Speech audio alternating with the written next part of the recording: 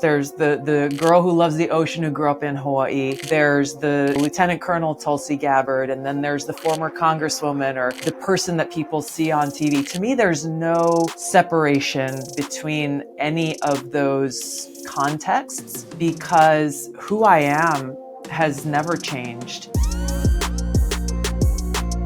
I didn't run for re-election to Congress in 2020 and people were like, are you crazy? You could have had that seat for the rest of your life. But that has never and is not my goal, is to just hold office. It doesn't feel like a lot of these people, Senate and Congress, are thinking about the greater good. It feels like it's who am I needing to please so I can stay in this position. If we are unhappy with the direction of our country, we and only we have the power to change it. When we treat each other with that deep sense that is rooted in our spiritual connection as people, then we can have true dialogue. Hi, everyone. So today we're talking about one of my favorite topics, mindset. Every day there are a million things that are vying for our attention. We've got our work, our homes, house repairs, grocery shopping, social media. I mean, the list can go on and on. And when you have so many different things fighting for your attention, it can be hard to focus on what really matters. And I think for most of us, it's family and friends, our health, and certainly our community. Well, my guest today has made a career of serving her community. Before she became the U.S. representative for Hawaii's 2nd District, she served within the military and was deployed to both Iraq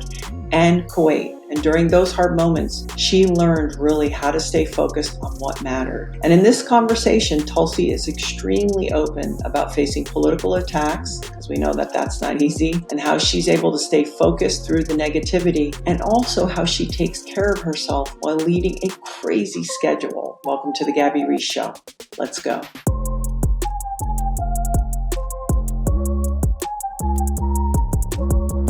Tulsi Gabbard, thank you for joining me. I wish we could do this in person. Me too. But you're a busy woman. And I actually want to dive in straight there. I mean, you have a book that came out for Love of Country, and this is kind of your journey into making the decision to leaving the Democratic Party, which I think you chose in, age 21? I joined the Democratic Party at 21. I was getting ready to run for the State House of Representatives, a seat in the State House in Hawaii. And, I didn't come from a family of partisan politics, I suppose. Yeah. And so there was no, okay, well, obviously this is the choice. And so it really caused me to think about what party did I most align with at that time. And it gets me thinking, it's so interesting as somebody who's not really political but pays attention, is in ways in your journey, there's sort of gatekeepers, right? So even when you're running in 20, it's like they get to tell stories about you that go out in front of you because it's about access and, all of that. So I thought actually we could start with you, the person, the woman, someone who has served, and kind of really hear from you, your journey, because I do see a lot of times because people don't dig a little deeper and they only get smacked in the face with, oh, this person's this or that I would rather take the opportunity to hear, your thoughts and feelings directly from you, and then also dive into, because you are a performance person. You train, you've served in the military, you're a formidable person who is also very busy. And so like so many citizens, you're spinning a lot of plates. So maybe we could just start with, I want to start with why you got into politics in the first place. Yeah. It certainly didn't come from a place. I was never one of those kids, Gabby, who said, well, I'm going to be president one day, or I'm going to be, a senator one day. It literally never crossed my mind. My decision to run for the State House when I was 21 years old, I didn't have a bachelor's degree at the time. I had taken a break from school. And my decision really came from my upbringing in Hawaii that, as you know, is for so many of us, is so firmly rooted in our care for the Aina and caring for our home, our clean water, land, and air, and protecting our home. And so, I first learned how to swim at Ala Moana Beach Park. in Hawaii. And so my love for the ocean began at a very, very young age. I started to see as a teenager, there were a lot of politicians in Hawaii who, they kind of saw that position as their post-retirement gig, and were more than happy, unfortunately, to grease the wheels and help out their buddies in this industry or another industry and not really care about our environment and true conservationism in Hawaii. And so the thing that got me to start to think about government's role and the role of the people was when there was a landfill developer on Oahu who was trying to build a landfill over one of our major water aquifers. And so, I'm not a scientist, wasn't back then, but it doesn't take a scientist to understand that if you build a landfill directly over a water aquifer that serves over 30% of the population on the island of Oahu, around, 350,000 people, that's a recipe for disaster, whether it happens sooner or later. And so I joined a whole bunch of other people through a nonprofit to start collecting signatures and opposing, letting our government officials know that this was not okay. This was not an acceptable decision. The Senate president at that time was best friends with the landfill developer, and he was trying to just like rubber stamp this thing through. But the people got in the way, and ultimately we were successful. That landfill was not built over that water aquifer, and the water was protected. And so that was something that kind of triggered in me. It's like, oh, wow, okay, we can actually make a difference here. And that's what ultimately drove, there was an open state house seat where I was living in Ewa Beach at the time. And so I thought at that moment, it was a decision point. I could either go back to school and get a degree in political science and learn how to do this, government change, policy, this and that, or I have an opportunity to just go and do it. And it was very, very hard. I didn't have any political mentors, so to speak, of who said, okay, Tulsi, here you go. This is what you do. 1, 2, 3, 4, 5. I literally went and bought the voter registry list for like $100, put together this black and white flyer, and then set out to go and start knocking on doors and talking to people. I'm always interested when people have the confidence to take on something that they don't really know how to do. Is it that the desire to help was so much greater than this being afraid of not knowing what to do? And as you're going, did you find that if you did ask for help, there were people who were willing to sort of give you at least some knowledge or guidance? A little bit, a little bit. But, I was 21 years old running in a 5-way race. And, there was an engineer, there was a primary care physician, there was a nurse, there were people who already were well established in their professions and their careers. All of us running for office for the first time. And so, to be honest, not very many people gave me the time of day, even when I did ask for help. I largely had to figure it out on my own, but I knew and understood, like, okay, ultimately, what wins an election? It's the person who gets the most votes. Well, how do you go and get votes? You have to earn the trust of voters, and they get to choose who they want to hire. The biggest barrier for me really was I am a textbook introvert and super shy growing up. 4th of 5 kids, my younger sister, extrovert, textbook extrovert. And so I had it, I had no issue just sitting back as we were growing up as kids, because my sister did all the talking. I didn't have to step outside of my comfort zone until that point, really, when I decided to run for office. And the hardest thing was to summon up the courage. It wasn't so much the how to do it. It was finding that confidence to go and knock on a total stranger's door and not know who was going to be behind the door. Maybe they'll ask a question I didn't know the answer to. I was rooted in my purpose and my motivation. That was clear. That's what ultimately got me from one door to the next door, to the next door, to the next door. But every single one was a struggle and a challenge because of these anxieties that I had within myself and insecurities, frankly. But ultimately, I won that race.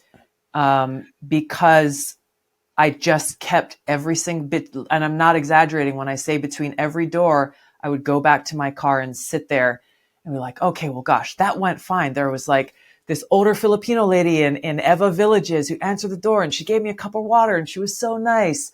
And then I go back to my car and try to psych myself up to the next door and be like, well, who's going to be behind the next door? Like this one could go terribly wrong. And it was this whole thing that was only made possible because I kept on telling myself, like, you're not doing this for yourself. You want to be the change. You want to be a person who brings solutions to our community. You need to get over yourself and go knock on that next door. Yeah, I think that's a really powerful, when you have that kind of why, it's so interesting.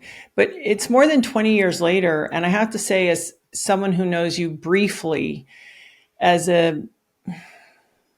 I'm always interested when you take a person, especially, when you're from Hawaii, I do think there's a different kind of, Hawaii, everyone's together. So there, you don't learn a separation.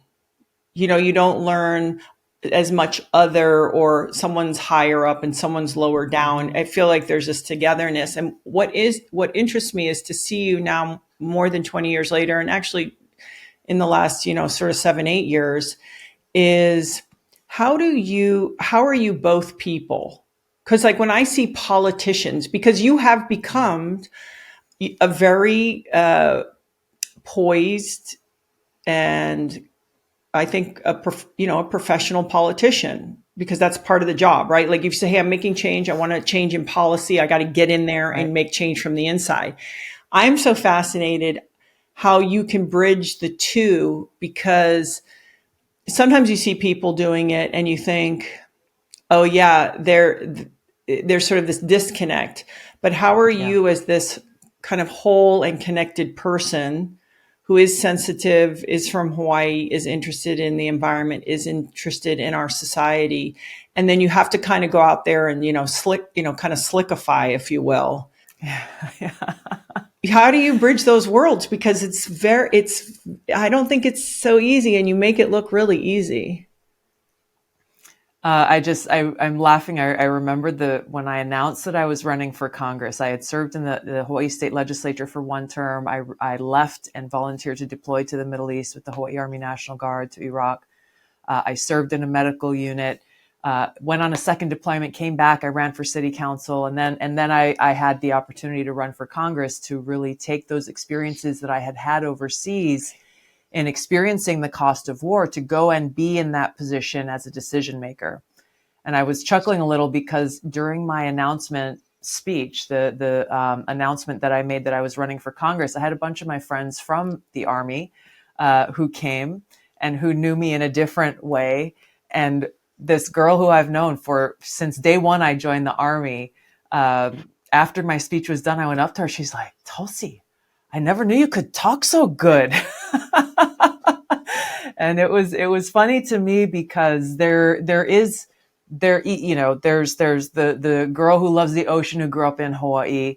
There's the, Lieutenant Colonel Tulsi Gabbard, and then there's the former Congresswoman or the person that people see on TV. To me, there's no separation between any of those contexts because who I am has never changed, and my purpose has remained just as rooted and focused now as it was during that first day that I was knocking on doors in Eva Villages in running for the State House, and that purpose being focused on service. Mm-hmm. And yes, granted, it means like, okay, sometimes I got to brush my hair and put some makeup on to go and like look presentable in front of a camera so people hear what I say and aren't thinking like, well, gosh, she didn't brush her hair today.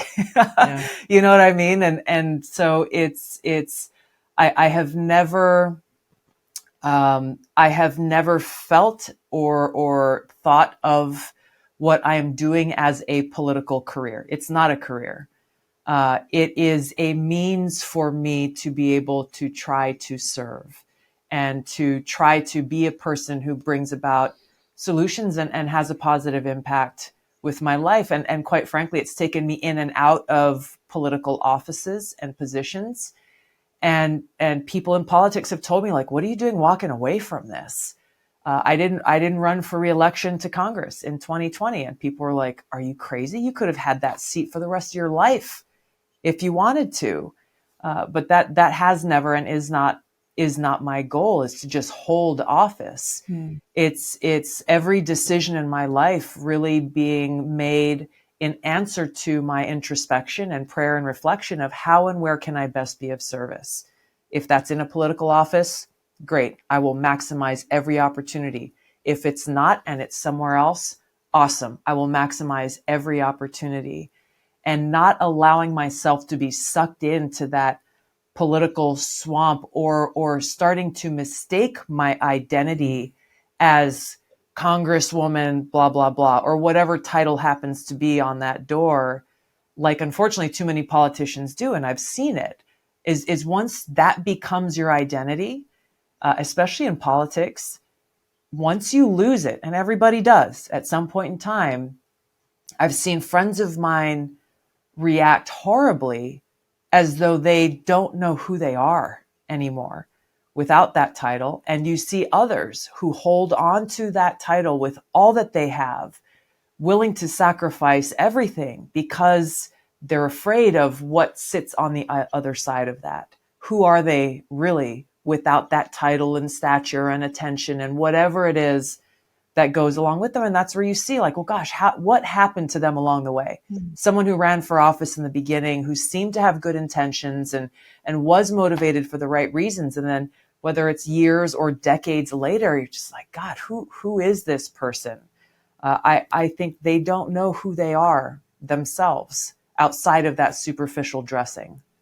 Yeah, I think it's really fascinating because, again, as an outside person, you think, oh, it doesn't feel like a lot of these people, Senate and Congress, and even maybe some people in some of the executive offices, are thinking about the greater good. It feels like it's, who am I needing to please so I can stay in this position? Exactly.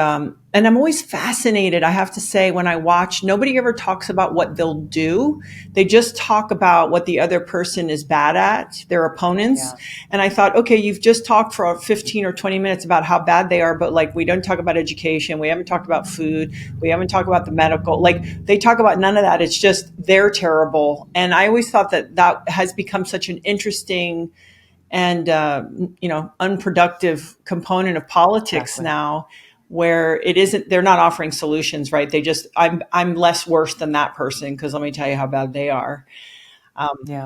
So it's a reflection of you hit it right on the head, Gabby. It's about, how do I stay in power? How do I hold on to this thing? And whether that's partisan political power with one party or the other party, or it's that that person's individual sense of power that they think that they have, and that they have lost that focus, if they had it in the beginning, on why they're actually there, to bring solutions, to solve problems, and to serve. And then it becomes easy. If you're not bringing solutions, what do you have then?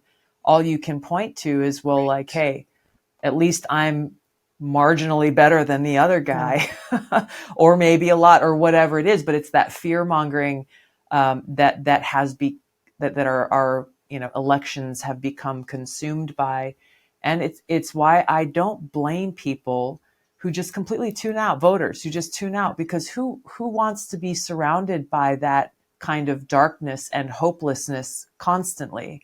Yes, we need to point out and identify problems, and we have to bring our own solutions to those problems.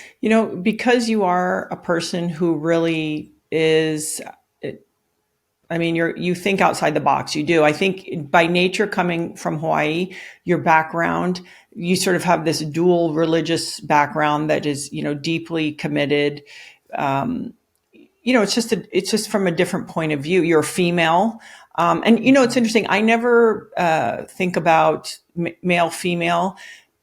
Usually it's sort of like capable. Those are my litmus. But, Exactly. it is unusual when you see women where it is kind of a boys' club. And I'm sure less, but you have just a lot of things that make you an outside of the box kind of person. I'm curious, what is it that you think as somebody who really has maybe looked behind the curtain more than any of us ever get to, that people can do really right now to affect change, because whether politics, to use the word, it's broken or not, it's just, it feels like it's captured almost like, it just feels captured like a lot of things, like our media, like so many other things. Yeah. And in order to get people not to tune out, because I actually think we're all hands on deck right now.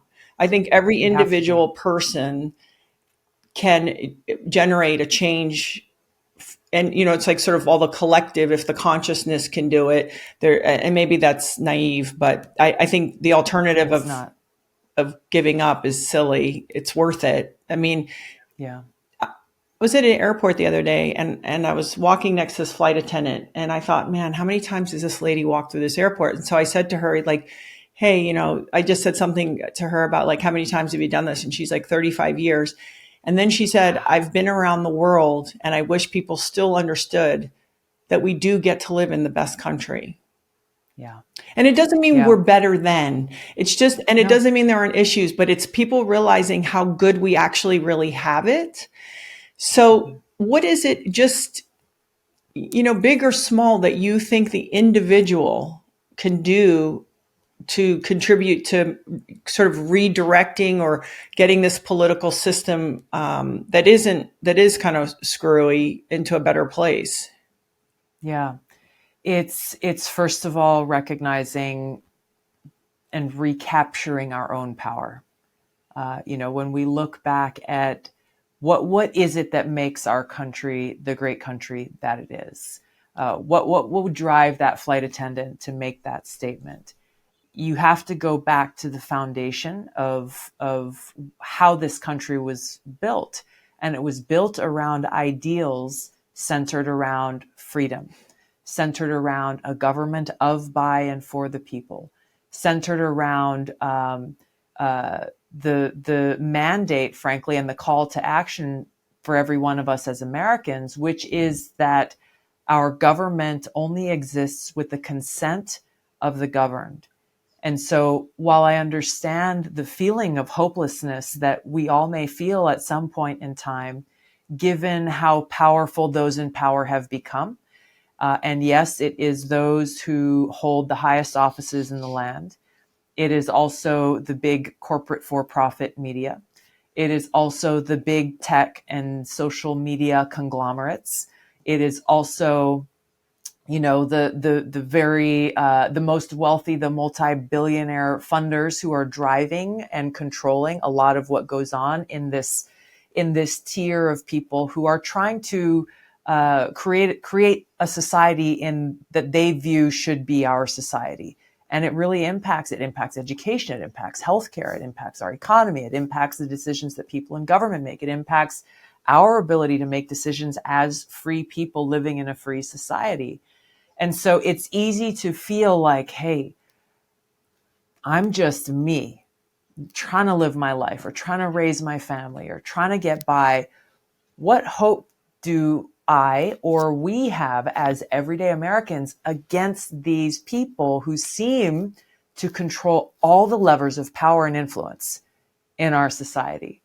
It's a stark picture when you really take a step back and look at it, until we go back to our founding documents in this country and the Federalist Papers, when we actually start to read again and understand how wise our founding fathers were in recognizing a democracy will always be fragile, that people in power, unfortunately, often tend to abuse that power to stay in power. And so what they laid out was a form of governance, and this is what makes us the great country that we are, is a form of governance that is rooted in we the people. So remembering that and recapturing our power is the first and most important step that we need to take. And this is not looking at the choice before us necessarily as, okay, well, what team are you on? Are you the Democrat team, the Republican team, or when I was in the Democratic Party, I was a vice chair of the DNC. One of the daily mantras that I heard at all of these rallies and everything else was vote blue no matter who. And it drove me nuts, because in any aspect of our lives, like would you teach that to your kids in any, like, let's say in business or education, like whatever, like go follow this team blindly, accept whatever they tell you and don't question it? No, of course not. That's the opposite of what it means to live in a free society. And so my hope is, and this is the message I have in my book, is the call to action at the end of the book, and it's one I'm bringing everywhere I go, is let's remember who we are as Americans and the responsibility that comes with that, where if we are unhappy with the direction of our country, we and only we have the power to change it. If we stay home and say, you know what, there's no hope, then there won't be any hope. But we will be the ones who have made that decision. And so, yes, of course, that means casting your vote. Make an informed vote. I'm not going to tell you who to vote for, but make an informed vote that reflects those fundamental values. Have conversations with people who may not already be a part of your inner circle. Listen to their concerns, share what's on your heart. And we, the people, can start to heal the very deep divisive wounds that exist in our country. And, you know, for those of us who have grown up in or spent a lot of time in Hawaii, it is about aloha. It is about treating each other with respect. It is about having dialogue and conversations and knowing, like, hey, it's okay. You and I can disagree strongly on something and still respect and care for each other, and know that our actions, to protect and defend our ability to live in a free society, which are under threat right now when we look at censorship and cancel culture and all this other stuff, that's what allows us to thrive in an open marketplace of ideas and have the kinds of conversations that we can uniquely have here, and that we take for granted. You can't do this in many other countries in the world. And that's my fear. My fear is that too many of us feel that all hope is lost, that we are so far gone and that there's nothing that we can do. Well, if we allow ourselves to fall into that trap, we will wake up in an America where it will truly be too late and we will be too far gone. It is, so there's a few things. One, it feels sometimes like the system now, people I think feel like, oh, my vote doesn't really matter. There's all these, maybe the system is either rigged or, so it's really reminding people to get involved and to vote. But also, you said it more clearly, and this is, I personally want to support people as long as they're not hurting themselves or other, to live however it feels good. But in these places, it's like when we're all driving on the road, we're sharing that space. We share this place, that freedom. We want, high quality food. We want a right to educate our children. And that means all of our children, right? It's like our children. And it does feel, prior to COVID, but certainly wound up in COVID, the perfect strategy to keep us divided and, quite frankly, a little bit hysterical. I mean, there's a lot of hysterics and afraid. And then it feels like that a group a little bit younger is sort of saying, you know what, maybe the answer is actually to give up more of our freedom so that we can feel safe. And that's another thing that really is interesting to me, which is that willingness, because younger people are supposed to be rebellious. Mm-hmm. They're supposed to ask questions. They're supposed to, be able to have civil discord and, learn different ideas. But it feels like that group, through, whether it's technology and then COVID and who knows the million other things going on, has really sort of said, like, well, we would maybe be willing to give up a little more to sort of feel like we're safer.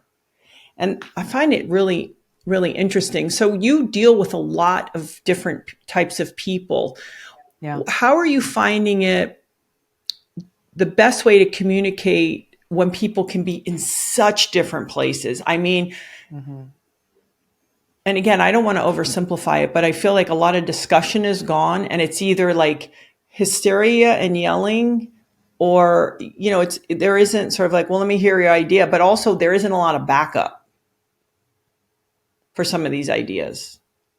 Like Yes. you push a They've little. seen it in a tweet or they've read a Yeah. bumper sticker and that becomes the So thing. what is the way, because my one of my commitments is like, hey, you, like, I need to show up as a person. Like I need to really Yeah. show up as somebody who, if a younger adult sees me, they go, well, they're behaving and conducting themselves like an adult Yeah. versus, I think there's a lot of bad behavior. So I'm just curious, in all of your travels and dealing with people from all different walks of life in the country, what is your most effective way to communicate and to each other? Because we have gotten in such different places. Yeah, it's sometimes you can come up to someone or have a conversation with someone where it seems like there's no room, there is no open mind left. But what I have found is that um, in almost not all, I'm sure there's probably one or two here and there, but in those situations, I have found that there is almost always at least one thing where you can find some commonality. There was a conversation that I had. As you can imagine, I've had a lot of people come up to me in different settings who were heated up or coming in for a fight, eager for a fight. And I just, I'm not interested in fighting for the sake of fighting. If we're going to have a conversation, let's have a conversation. And so I was campaigning in 2020, ended up in this very, very small rural town in Iowa. I think the population was probably around 500 people. The whole town centered around a town square that took me 10 minutes to walk around. And one of the things that I always tried to do in every town that I visited was to go and meet, like the head of the local paper, the local radio station, and just have a conversation. And so I did. And I went and as I was about to go into the office of the head of the local paper, who also had 5 other jobs and titles, I was told by this young guy who was taking us around, he's like, just so you know, he is very eager to talk to you and fight with you around the topic of climate change. I said, okay, good to know. And so I walked in and sat in his little office that was cluttered with stacks of paper everywhere. And I could tell he was friendly, but he was certainly, his energy was high. He was ready for a probably like a friendly sparring match. And so I sat there and I listened and I let him tell me all the things that he was prepared to tell me. And instead of in that moment, I knew that if I started, okay, well, let's go back and forth, punch, counter punch, fact, counter fact, it wasn't going to go anywhere. I wanted to find out why he felt the way that he did. And so I truly listened. I didn't pretend to listen. I actually listened. And I started to ask him questions about his family and how he grew up. And of course, this is rural Iowa, a lot of farmers. And so he came from generations of farmers. And so we started talking about the quality of soil and how over time it's being largely degraded and making it harder and harder for farmers to grow food. We started talking about water quality and how these massive, like multinational corporations who were putting these factory farms in around states like Iowa were contaminating the water that was making it hard for these family farms to exist. It was making it so that if they took their dog for a walk, their dog could get sick and die from taking a drink out of the river. And so we started talking about very real things that he and I both cared about. We started talking about regenerative farming and actually being able to grow food that could feed your community rather than just it being a monocrop for some kind of bigger corporation. I never used the word climate change at all. I don't use it because it's become nothing but a political trigger point. We talked about issues that he and I both cared about very much and walked away actually feeling a sense of fellowship and commonality and shared goals and interests and saying, look, we didn't have time to cover anything else, but around these things, we knew that we could stand together as Americans who wanted to find solutions to these very real problems. I have so many other stories that are similar to this, but really it starts with that. And I talk about aloha in my book and I talk about it everywhere I go because when we treat each other with that deep sense that is rooted in our spiritual connection as people, as children of God, then we can have true dialogue. And it doesn't mean, like, people think too often like aloha or love just means it's some like superficial kumbaya, or you just roll over and let somebody dominate the conversation or the argument, or you just give up. No, it's rooted in a strength that comes from that spiritual foundation of standing up for what you care about, standing up for the people who you care about, and being able to find that connection with others so that we can actually make progress, rather than allowing these other powerful forces to use these issues or these trigger words to tear us apart. Why? Because they want to keep making money off of those multinational corporate factory farms, for example. And there are others that you could fill in the blank in. But that is the answer, Gabby. To me, I've experienced it myself over and over and over again. The power that can come from and the magic that can happen when we just treat each other with respect. Yes, and also that means calling out those who are harming others in either small or large ways to correct that injustice and that wrong that's occurring. I can't help but I was thinking about this earlier. Again, because I mean, listen, you served in the military, you train, you are a strong-minded person who exercises a lot of restraint. Mm-hmm. I saw you in an interview with some chirpy ladies that just say whatever is written, and I really appreciate it because you were directly confronting it, like, oh, some of you have said this, but yet there was still restraint. Where do you think you developed that in your family? Do you think it developed further because you're in the military in these high stress environments, and then in politics? Because I think what people don't realize is to be thoughtful, to restrain yourself, to listen. This takes a lot of inner strength. So where do you get that from? And then and it's also exhausting, right? It's easier just to, what do they say? It'll be like the best 15 seconds of your life before you're apologizing or whatever, to Right. not do that. How do you practice? Where are you getting that from? Because it's a very overlooked trait when someone can not only listen, but really contain and be thoughtful about their response. It's a really profound question, and I don't know that anyone's ever asked me that before, but really it comes from a strong spiritual foundation that doesn't just exist because it's there, but comes from a very intentional choice every day to start my day rooted in my prayer and my spending time in solitude, in prayer, in conversation with God, and allowing, not allowing, but actually understanding the importance of knowing my purpose. And so when in these kinds of situations where people are name calling or throwing attacks, or emotions may be running high, ultimately, I know, number one, that these people don't know who I am. They don't know who I really am. And so it's not about me. For whatever reason they're doing it, it's more about them, their insecurity, or maybe they're doing it for clicks or attention or applause or whatever it is. It's not about me. And I'm also not going to allow them to invoke a reaction from me that would take me away from fulfilling my purpose.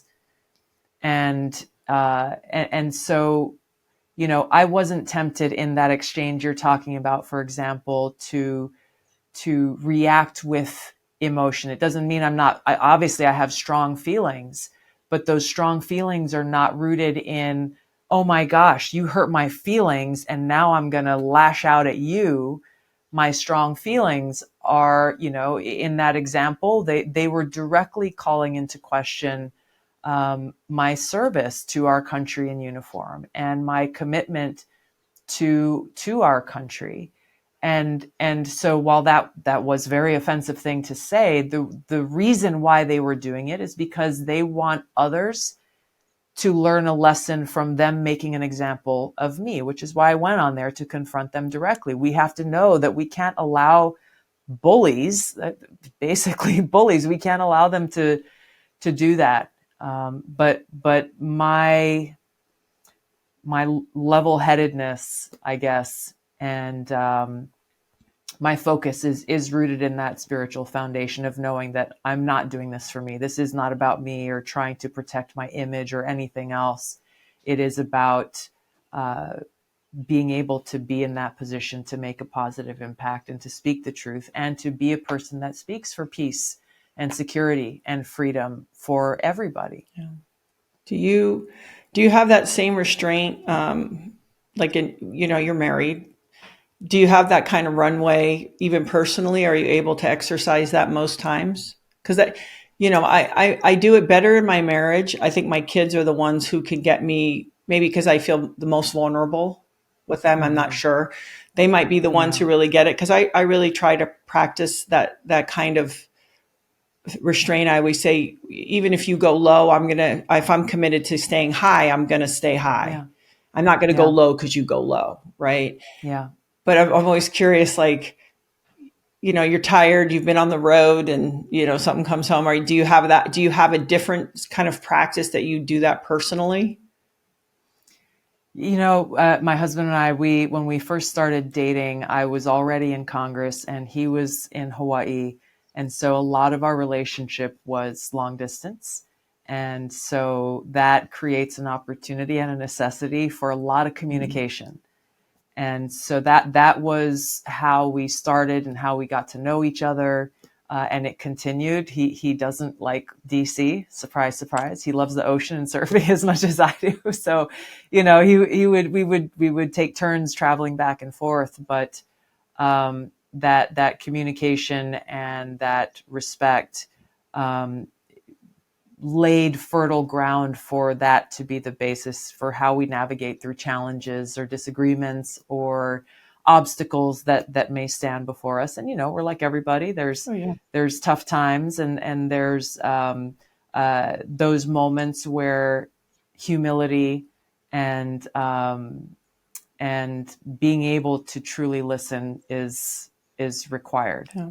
But we've made it clear from the beginning. It's one of those things where it's just like, okay, whatever's going on, you don't go to bed at night with anything left unresolved, and finding a way where even if there's not a point of agreement at the end of it, it's an acceptance and it's a respect of the choice that we made together as partners and as a husband and wife.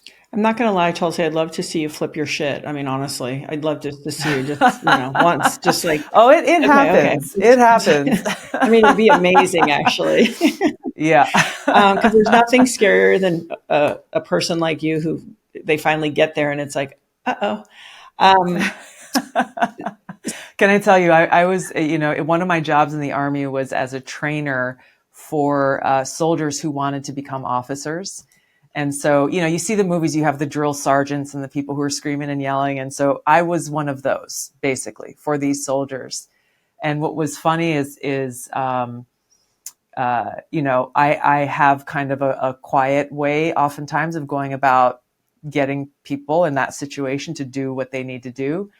But there were those moments where I had to flip the switch, and I did not exercise restraint. I remember one of them basically called one of the soldiers essentially called me a liar, and that is you question my integrity. You're going to get a pretty in your face response, and she got it in front of everybody else. Yeah, well, I mean, I think you have to. Do you ever? The times I mean, I've had some volleyball seasons that were pretty bad, or, work things as an entrepreneur that it's just like you're pushing the stone up the hill. You're pushing the stone up the hill. You get up, the stone's further down the hill. You're pushing it back up the hill. It's 2 years, it's 5 years, it's 7 years. There have been days where I just go, as stoic as I want to be, is I'm going to go like have a good cry and Yeah. kind of hit a reboot. Do you have a way? I know you train, but do you Yeah. have a also that, because I use that too, but sometimes you need another kind of release, because what you're dealing with compared to the rest of us is the magnification is times 1,000. People are not going to understand that. How do you sort of offload those feelings? Because you can only be, centered and stoic so Yeah. often. Yeah. Yeah. It's, the physical training is a big part of it. I need that mental release that comes from it. And so, I've been practicing yoga throughout my life, um, and also going and doing, like, some good weights, some high intensity interval training, and literally pushing my body beyond what I think it's capable of, allows me that space to completely clear my mind. And it is a release. It absolutely is a release. But I got to tell you, there are some days where I'm in the gym and I'm training really hard, and I'm also crying at the same Yeah. time. And then sometimes, there are those moments, again, whether it's at home with my husband, or sometimes I'm on the road and it's just by myself. And having that private space to be completely vulnerable, and to just completely let all the walls down, is necessary. Yeah. And it's okay. Yeah. And it's okay to need to do that. We all do. And one of the things, again, I'm a lieutenant colonel in the Army Reserve, and I have the opportunity to help mentor other younger soldiers. And that is part of it, is knowing, that it's okay to be a real person, and you don't got to be tough. Yeah. You don't got to be tough all the time. And part of being tough is also acknowledging that you're human. Yeah. I have a good friend who's an artist who makes films and music. And he said, it's when what you're doing is greater than you. Yeah. That's the really thing. And you said it many times. It's not you, it's you're on a mission and you're the portal for that mission.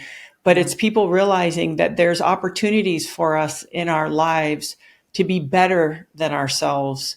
But it still doesn't Yes. mean we're not just a person who, gets up some days and thinks, oh, this is a lot to deal with.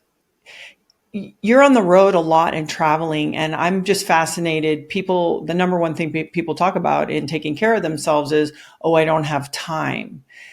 Yeah. What's your strategy? Because you are getting it done.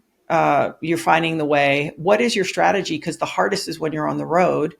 It is. Different time zones, different schedules. With your food and your movement, do you sort of have like a loose strategy to help you navigate that? I try. It is. There's no magic code to it.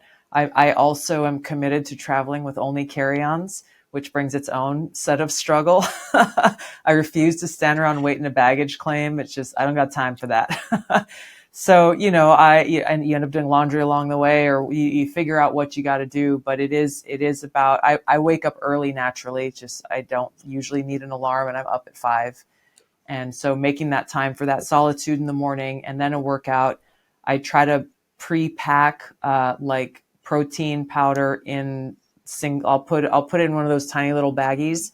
So all I got to do is reach for a baggie. That's my protein shake for the morning, and mix it with water or whatever I have. And then just not succumbing to the snacks on the plane, or, whatever the easiest to access junk food is, and being like, you know what?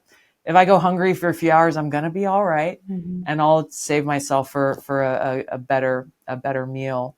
But it's about those micro choices throughout the day, that even when I don't feel like it, which happens a lot, I'm always feel better, and always glad that I made that right choice, whether it has to do with fitness or food, the two big ones, and sleep. Yeah. Do you have Being disciplined with I sleep. was going to say, do you have, because a lot of people suffer with sleep even on a, kind of a Yes. regular, and you're in different zones. Um, do you have any tricks or that help you sleep better, or you just say, I'm going to get to bed as early as I can?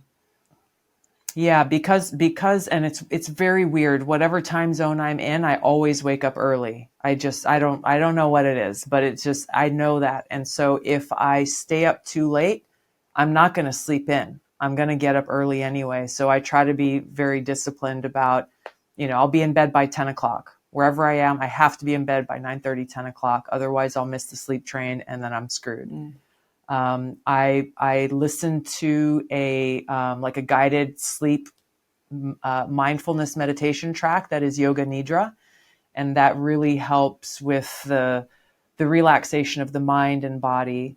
And then the supplements. I'm sure you've had conversations with Andrew Huberman. His little pre-sleep supplement mix.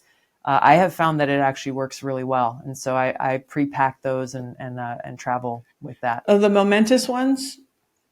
It's For, like L-theanine, mhm. apigenin, Yeah. magnesium, and then there's a fourth one that I'm not remembering right now. But it's easy. Yeah.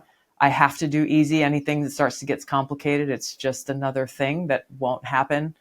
But I have learned over the years how important sleep is in being able to do everything else, and discipline is ultimately what it all comes down to. Yeah, no joke. Forever, right? I know. Easier said than Oh done. my gosh. How many years are we going to do this? Oh, forever. I know. Um, Forever. I know. Sometimes I think Laird and I look at each other like we're still doing this, huh? Um, Yeah. and maybe that's a broad term. Like we mean all of it, right? Like we're still All of doing it. this. Oh. Okay. Um, Yeah. so somebody who volunteers to go to the military after 9/11, I'm so fascinated. I understand that kind of inner service voice that you have, which if we go, whether it's the Harvard study or Adlerian philosophy, it's like the only way we're actually going to feel good, or I put in air quotes happy because that comes and goes, whatever that means, the word happy, Mhm. is to be of service. It's Yes. been studied. It's been, it's just the way it is. So you naturally have this. I'm just really curious though, going into the military and serving and then coming out, what mindset shifts did the military kind of put around you that now you've taken on for the, sort of the last 18 years of your life? Uh, that I experienced what you just said from a young age, that I found myself happiest when I was doing things for others. And so that was what I held on to very closely, even from my early teens. Even though I didn't know what does that look like in a practical way? I had no idea, but I knew that I loved and was attached to that feeling of fulfillment, of true fulfillment. And I also had a sense from a young age, and I couldn't tell you how this there wasn't like an instigating moment that brought this on, but I also felt this sense of urgency with life and understanding that life is short, that I didn't know how much time I had. And again, I didn't know exactly what that meant. I just felt like, I had to try to do as much as I could. And I wasn't a young person who felt like, oh, I got my whole life ahead of me. I'll just chill out, relax, and do this and that. My service overseas in Iraq in 2005 in a medical unit compounded that, and made that feeling real in the most real of ways. There was a sign, and I have a picture of this in my book, of that was at one of the main gates in our camp in Iraq. It was about 40 miles north of Baghdad, and in huge block letters it said, "Is today the day?" Mm-hmm. And it stopped me in my tracks the first time I saw it, and I would see it almost every day for the year that I was there, and I still hold on to that. And so when you ask what was kind of the big shift or impact, it was really that, and applying that question on an everyday basis throughout my life is today the day? None of us knows how much time we have, and so what choices am I making today, knowing that? And it speaks to that discipline. It speaks to that sense of purpose and that focus. It allows me to understand, what's important, like what are the things I should be focusing on, and what are the things I just like, no, like this doesn't matter in the bigger scheme of things. And whether it's in my personal life or if it's in, the political sphere or whatever, I mean, it applies across the board. And making the most of that day really is I would say it's the thing that I took away from that changed my life the most. Yeah, that hit me in your book. It was like, Yeah. it's so funny. This whole idea of being present, it's so very difficult, or, how precious everything is, but then we're making plans, months and years out ahead. It's, I think we are better off when we live with that attitude. Yeah. It's more clear. Yeah. As somebody who has served in the military, I've interviewed a lot of special ops guys, and one guy that I interviewed said, you go there because you want to do something good, you want to make a difference, you want to help. You go there and maybe it gets confusing why you're there actually. And he goes, but then by the time you're there, you know that you're fighting it for your brother or sister. That becomes kind of, and I'm sure the military knows this, like once you get there, you will protect each other. So as somebody who has served in the military and seen stuff and been in government and seen stuff, I mean, how are you hopeful? Because there's just no alternative. Because someone like you could redirect this energy and go get a bunch of zeros and, live a certain way and make it easier on yourself, because you could go, that's broken and it's not even truthful or whatever. Yeah. What is in you that you go, yeah, and I'm going to keep marching this way? The things that I've gained from these experiences, the knowledge that I've gained from these experiences in both politics and in the military and in life in general, what kind of person would I be if I saw and experienced firsthand many of these deeply rooted and seated problems, and then turned my back and went home and just hung out in Hawaii and went surfing and lived a good life with those that I love and those that I care about. There's nothing wrong with that at all.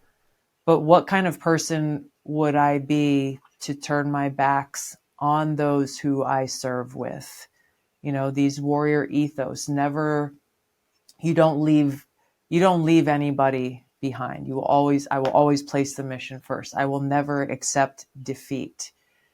To truly live those ethos, not just in uniform, but in life, that means that there is a responsibility and a sense of duty that comes with those experiences.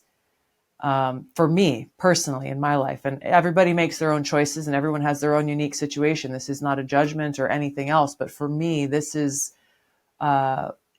was what I came home with from Iraq. I could have gone, people were like, oh, you can run for state house, you can be a politician and all this stuff. And I didn't do it because I couldn't. And I didn't know where that opportunity would come to be able to take those experiences that I had had and actually apply them. That opportunity wouldn't come until years later. But I just knew that I felt a sense of duty to my brothers and sisters who didn't come home, to those who I continued to serve with and still do to this day, a commitment and sense of duty to our country, to take them and in my own very small and minute way, actually try to be a spark for that positive change. I was disheartened and disillusioned by seeing how many politicians just don't give a shit. Yeah. And they very easily cast these votes that either immediately or eventually spark a new war that we, and whether it's me personally, but we in the military will have to go and respond to at some point. Why are they doing it? Is it truly in the interest of peace? Or is it to serve some big moneyed interests who are writing them their big campaign checks? Or Is it just because you're trying to look tough, but you're actually weak and insecure? And yet you are very dangerously using real people's lives and their loved ones, husbands, wives, children, parents, as the sacrificial lamb so you can project power. I mean, I just, Yeah. I would not be able to sleep at night. I would not be able to live with myself if, and it's just not who I am. If I were to know what I know, to have seen what I've seen, to have experienced what I've experienced, and just say, you know what, screw you guys, I'm going to go be selfish for the rest of my life. I'd be miserable. I'd be miserable. And I would be dishonoring not only the people who we laid to rest, who we served with, but the many people who I will never personally know or meet. And I'm not willing to do that. Yeah, it's a lot how the harsh reality either does one of two things to people, right? It either they go, forget it, the toy's broken, I can't make a difference. Yeah. Or they go, hey, the toy's worth trying to improve, fix, and keep going. Yeah. And so I was always fascinated because I do think we get disenchanted, right? On how could people make these types of decisions? But then I personally sort of look at it like it's the forces that be, you know, going back and forth, and it's not these specific people, right? They're just pawns in something else, and so, like I stated at the beginning, for me, it really is like all hands on deck right now. So you wake up, you're running for president in 2020, and now all of a sudden, you know, maybe you were threatening somebody. You must have. What'd you have on the debate stage? Like a whole 6 minutes or something. You made somebody uncomfortable enough to be able to tell stories about you. You wake up one morning and they go, oh, so you're not only a patriot, you're not only wanting to be of service, but it's sort of like the worst thing anyone could say, right? Like to you, like, oh, yes. Either you're dishonest or you're a traitor, right? Yes. So what goes on in your mind when you wake up and they're spinning stories about you? Because again, none of us are dealing with that. You know, someone writing a mean comment on your social media is completely different than what you've had to dance with. What happens? It was an eye-opening recognition that just me being who I am and doing what I'm doing and speaking the truth about what's going on in our government and the cost of war from a firsthand standpoint, as you said, that posed a very clear and direct threat to those in power. And, you know, the faces change at different times, but the policies and the power that they try to hold on to, it doesn't. I mean, that power base, that power elite structure. And so it was eye-opening to me to see how much of a threat they saw me as in order to dedicate, whether it's for the media, their airtime, or a politician's time, or their voice, or their platform, to try to levy these attacks.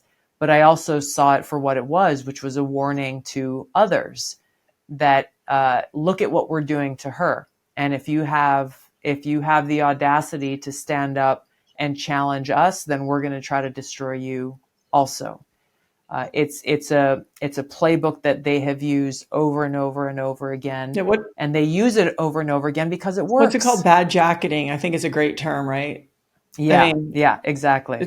Exactly. So do you retreat? Do you go home? What does your family do? Because, you know, and I can imagine like your siblings or, you know, people, they're going to feel protective of you because, I mean, that's some heat for a little bit.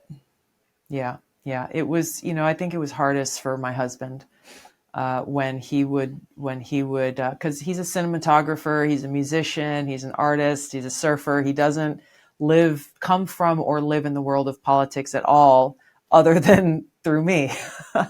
And so, you know, he was with me every day on the campaign trail in 2020. He was filming and he was making clips and doing social media clips and all this stuff. And he's not a social media guy really either, but because of this, he started paying attention and looking at what was then Twitter and actually reading these different comments. And it really was very, very hard for him for a long time to not take it personally and to not immediately want to go and find, like, who is this person? Where do they live? Yeah. Like, I need to go have a real conversation.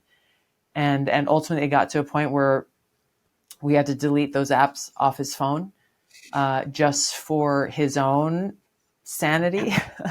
And I'd been through this enough before, just like, all right, like, who are these people? We have no idea who they are. Or maybe sometimes I do know who they are. But again, they are trying to distract away from the truth that I am speaking intentionally. And so what's the best way to fight back? Continue speaking the truth more loudly and more forcefully, and show others that we have to have, if we really care about this country, if we really care about freedom, if we really care about each other's lives and our ability to live in a peaceful society, we have to have the courage to speak the truth. And for me, if I got to be the one standing at the front of that and taking those arrows, I will do so gladly, so that others realize, like, it's not only okay to do this, but we have to do this. Otherwise those few who are abusing their power at the cost of harming and hurting others, whether they be us here in this country or others in the world, we can't allow them to get away with it. And so, there's a healthy, I don't encourage people to live on Twitter. It's not a good place to live. It's kind of a cesspool. Yeah, it can be. So, it can be. So we're at a really interesting time. Perfect scenario for you, perfect dream is, you wrote this book for love of country, leaving the Democratic Party behind. Is it getting tapped to run as VP? Is this, like, if you said right now, the hope would be where I feel like I could do the most service, is that sort of, where the energy is directed right now? I think it's a place. Mm-hmm. There are others, but broadly, in a perfect scenario, I would be in a key role where I can lead, make decisions, and take action that can start to correct the course for our country in some of the most fundamental ways. And obviously, there are a lot of domestic challenges that we face. There's a lot of issues with regard to our foreign policy, and multiple wars either being waged or bubbling up in different regions of the world. I've got a lot of experience in each of these areas, in the Armed Services Committee, Foreign Affairs Committee, 8 years in Congress. And so while it's been, I think, very impactful to have the opportunity to have platforms to be able to share my experiences and expose the truth, I really would like to be in a position where I can actually start to help lead and fix what's broken. Exactly what position or what title, to me, that's not really the point. I'm not interested in being window dressing or anything ceremonial. I really want to be in a place where we can start to bring about the truly transformative change that we have to see in our government. If you could, and this can be from a macro level, if you could hit a switch and sort of say, okay, these would be the kind of 5 things, whether it's domestically or, war in Ukraine, whatever this is, what feels to you like you go, hey, these are the things that we want to kind of start paying attention to immediately? Yeah. In no particular order. When we look at either, again, the conflicts that are already waging or the wars that are raging in different parts of the world, or those that are on the brink, which includes us being on the brink of nuclear catastrophe as this proxy war in Ukraine continues to escalate, is to take a leadership role in brokering, whether it's a peace treaty or some kind of an agreement that would bring about an end to these conflicts. I talk a lot about peace because I know firsthand the cost of war. I'm not an isolationist, and I'm not living in some pacifist utopia that doesn't and won't ever exist, unfortunately. But I included this speech from President John F. Kennedy in my book because he really laid it out so perfectly of why we need leaders who value peace and not an understanding that it's some, oh yeah, peace, brother, like some fake thing, but putting in the hard work to have relationships with other countries, with other leaders, whether they be friends or adversaries, to be able to try to maintain that peace, to de-escalate tensions, to work out the issues in areas where we have adversarial or conflicting interests so that we can do all we can to prevent war, and yet, be prepared if that unfortunate reality is required. We cannot be prosperous as a society or as a world unless we are living at peace. That's a fact. Mm-hmm. When we look at what's happening in our country, we don't have a nation if we don't have a secure border. That comes along with reforming our immigration policy. Saying that you're for a secure border does not mean you're against immigration. It just means we have to have a secure border and have an immigration system that works. I've been to the border. I've talked with hundreds. I've seen hundreds of illegal immigrants coming across the border. I've talked with many of them and had conversations with them, and seeing how this well-oiled machine that is really, it's the cartels that are profiting off of this, is exploiting and breaking our laws. And yet at the same time, a dear friend of mine who served in the military for 31 years, he's about to retire. His wife is from Europe, and her sister is a resident of Italy. Her sister and her husband and young kids, they got their tourist visas denied when they were trying to come to his retirement ceremony. It makes absolutely no sense. They have jobs and kids in school and a whole life there that they are going back to 2 weeks later, and yet our government that allows for these open borders to continue is telling this family, no, you can't go to your brother-in-law's retirement after serving 31 years in our military. This is a serious issue that has to be addressed. I won't go on and on. Briefly, education. Our education system is unbelievably broken and has lost any sense of a prioritization of providing our children with a true education. Healthcare. The military-industrial complex is something I talk about very often. The healthcare-industrial complex is right alongside it. Big Pharma is one of the biggest funders of members of Congress and their campaigns. So it should be no wonder why we are in the position that we are in, where they are so protected by the laws that are passed, and we, the people, are disadvantaged in almost every respect. And the other really has to do, it's alongside healthcare, but it has to do with nutrition and making sure that we are providing as a country, not the government per se, but that we are encouraging and incentivizing and providing the kind of education, access to real food, and fitness, frankly, that incentivizes a more healthy people and a more happy people. Do you think you're too reasonable to be in this profession? No. I think we should demand more reason and common sense in our political leaders. I refuse to believe that we have to lower our expectations to the lowest common denominator. We should be demanding more and expecting more. And this has to do with where our conversation started, is we have the power, and it starts with voting and making informed votes, but it also starts with looking ourselves in the mirror and saying, hey, if I don't like anybody else who's stepping up to serve in the Board of Education, or to run for city council, or to run for Congress or president, whatever it is, If I'm not happy with the options, why am I not being the person that steps up and does this? And it doesn't mean you're starting a career. It means you are seizing an opportunity to lead and to be that change and be that example of a common sense servant leader that we need. Yeah, I think that's scary for a lot of people. I interviewed somebody who was talking about, in some ways, we don't realize that the quickest way and most effective way to make changes on the municipal level.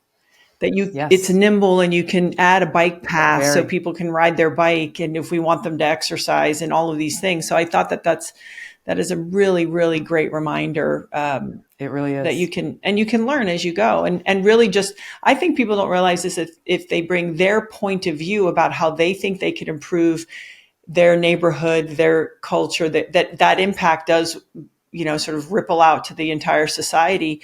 But that if you just bring what you think would make it better in a real way for everybody, Yes. for the collective, that actually is a reasonable enough starting point.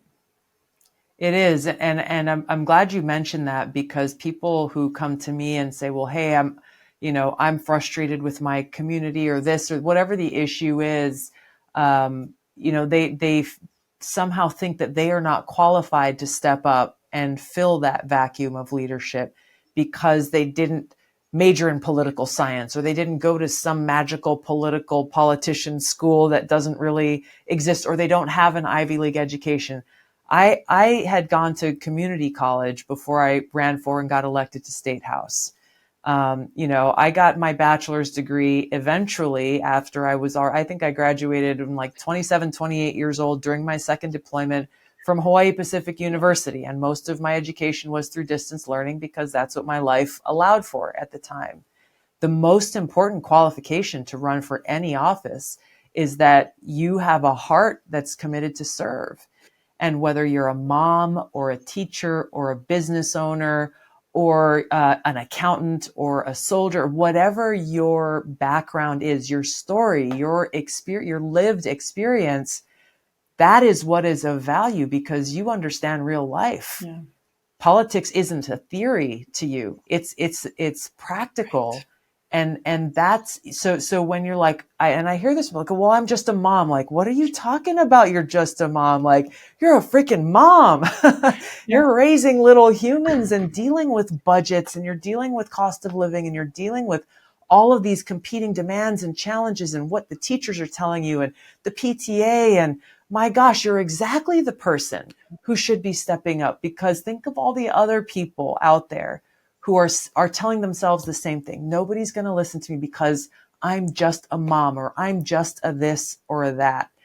We again, our founding fathers recognized this representative form of government is what they had in mind. And that representation comes from you being connected to the people that you're representing. The problem that we have is we have too many professional politicians who are completely disconnected from that everyday struggle and challenge and, victory and opportunity that people across this country are living for real, and wish that they had those making decisions again, whether it's on the city council or in the state house or in Washington, that actually was reflective of or connected to that everyday real life. Yeah. Okay. My last question. I have a friend who did very well privately, and then thought, oh, I'm going to go in and serve in government and get involved. And he said it took him 4 hours to get the parking pass to, when he went to DC. And he thought, oh, I can be more effective actually privately, right? Like I can use the dollars exactly where, whatever. You've never gotten lured by, hey, I have enough of a presence. People know me. I have enough of a resume that I could get in and sort of figure out ways privately to make this impact. You have you found, I guess what the question is have you understood the language then in government that you know how to be more nimble and actually try to get something done? Because from the outside looking in, it seems challenging. It is. It is. Um, Your friend is right, and I have friends who have made that same choice. I just made a new friend yesterday who has been incredibly successful in his business. He has started an incredibly successful and impactful nonprofit. I'm going to send you his information actually because I think you'd be interested in the nonprofit that because it has to do with sports and special needs kids. I was completely inspired, but that has gotten to a point where it's somewhat self-sustaining and doesn't need as much of his time. So he's looking at launching a new venture, and it's hugely impactful. And I'm so grateful that there are people in the world like him and others who are using their success to do good and applying those principles of servant leadership. I think that there's no single right answer. We need good people everywhere. Yeah. Is kind of the bottom line. And so for me, with my experience and my background, I'm trying to apply my experiences where I think I can be most impactful. And it is what it is today. It may be something different and somewhere else tomorrow. And I'm grateful for that. Well, I really appreciate that you stay hopeful because as somebody maybe closer to it, whether you're sort of saying, hey, there's no alternative, I'm leaning into this and I'm going to get up every day and see if we can make a difference. I think for a lot of people, there has been so much noise and whether it's a very small percentage of the population, this dissension that feels like we're so separated. I think your reminder of vote, get involved, and be the person that you hope your neighbor would be. Yeah. Bring that forth. And if there's small ways that you can get involved, do that. And, I was thinking I'll just show the picture of your book one more time. And this is really the whole story about, kind of some of the choices you made that led you from going from the Democratic Party to the Republican Party. But just that I was thinking, I was so glad you looked very good in blue, but you also look really wonderful in red. So thank you. I left the Democratic Party just for the record, and became an independent. Oh, and there are maybe I'm there projecting. are Do you I see think, my projection? yeah, I know. It's all Maybe good. that was it. It's all good. They are heavily recruiting. I know. I'm projecting I'll because tell you I'm like, that. well, if you're going to be VP, then Yeah.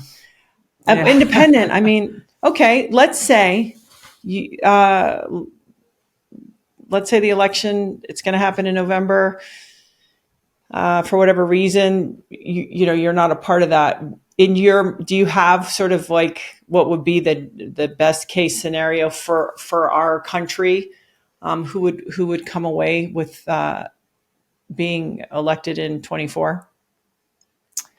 We'll see how things shake out. My book is pretty clear and maybe a little strong for some people, which it's strong. Just as you read this, know that it's coming from experience. I did an interview with a guy and he's just like, oh, you're a little harsh in some parts of the book. It's like, well, these are harsh truths that I have learned through experience.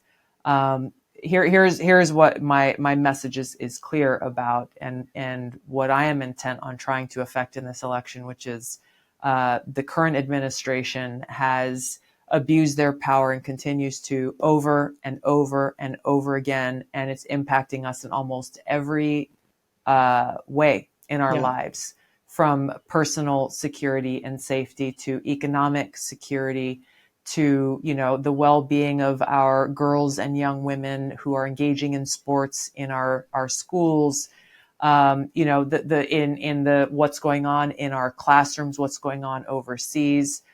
They cannot be allowed to remain in power, because if they are, then we will see everything that we've experienced over these last 4 years, which fundamentally in all of these areas are undermining our freedom. Things will only be exacerbated and will get worse. Yeah. I found it so interesting that the Democrats, because I always tell my daughters, like, the worst thing you could be in life is a victim. Even if something has happened to you, the whole idea of you making it the way you want it right? And I find that culturally it feels that they are aggressive victims, which is like you have to sort of be one or the other. So when it makes sense, we're the victim. When it makes sense, we're the aggressor. And it's such an interesting combination that it doesn't make any sense. But that's where the call to action comes in, is because there are things that are happening to us. Oh, So what?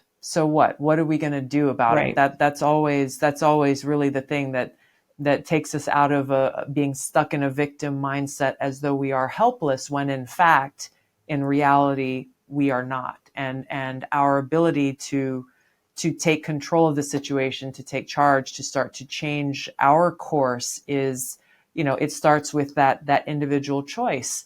And yes, from a political sense, it's voting, it's what we've talked about. But when we're talking about, healing the divides in our society, and how can each of us in our own ways and in our own very different lives make a difference, we look at what you and Laird are doing, and the positive impact that you have on inspiring others to live a more healthy life, at its core. And there are so many other layers of that, but this is not, there's no single right way to do this. Right. It's going to be a different thing for every one of us, because we are unique, which is a beautiful thing. But to have that shift in mindset to where across our society, we are thinking about, okay, well, how can I be that change? How can I be a part of that improving of others' lives? That's really where, it is where there's hope to be found. I think it's a really important, what I'm still working on too continuously is what you stated earlier, which is just being open-minded in the sense of what really matters to stand up for, and what it's okay to be wildly different on, and the difference between those as well. So I really appreciate that, because, certain things, like a locker room, you should stand up for. So yes, exactly. Well, Tulsi Gabbard, I really appreciate it. And I appreciate you. And the book is For the Love of Country. And is there any other way people can support you? Tell me all the ways. If you, social media, I'm at Tulsi Gabbard on all the social media things. If you go to tulsigabbard.com, there's a political organization that I've mobilized to be able to help share this message. So much of what we were talking about here and what's in the book, in defense of freedom. And you can find all of those links at tulsigabbard.com. Do you ever get scared? Yes. Yeah. Yes. I use those moments of fear as motivation. Thanks, Tulsi. We have to. I wish I could have done this in person, you, but thank you so much Me for your too. time. I look forward to seeing you, hopefully sooner than later. Okay. Thanks. Aloha. Thanks, everyone, for listening. Care. Aloha. Thank you for listening to this week's episode. If you want to learn more, there is a ton of valuable information on my website. All you have to do is go to GabrielleReece.com or head to the episode show notes to find a full breakdown with helpful links to studies, research, books, podcasts, and so much more. If you have any questions, please feel free to reach out and send them to @GabbyReece on Instagram. And if you feel inspired, please subscribe. I'll see you next week.